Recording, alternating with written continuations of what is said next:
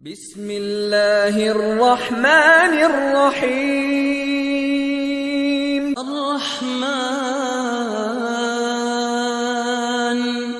علم القرآن خلق الإنسان علمه البيان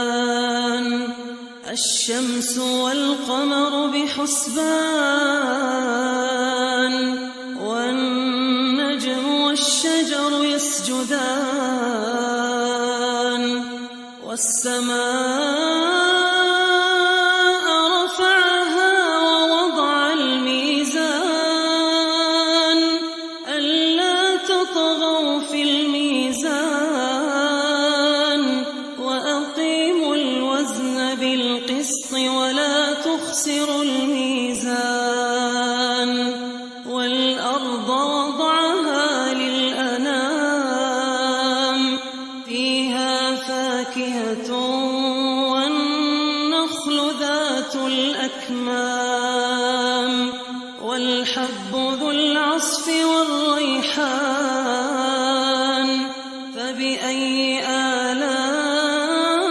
آلاء ربكما تكذبان خلق الإنسان من صلصال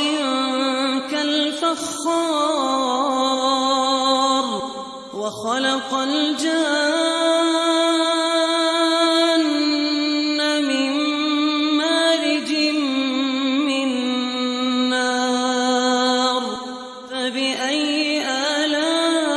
آلاء ربكما تكذبان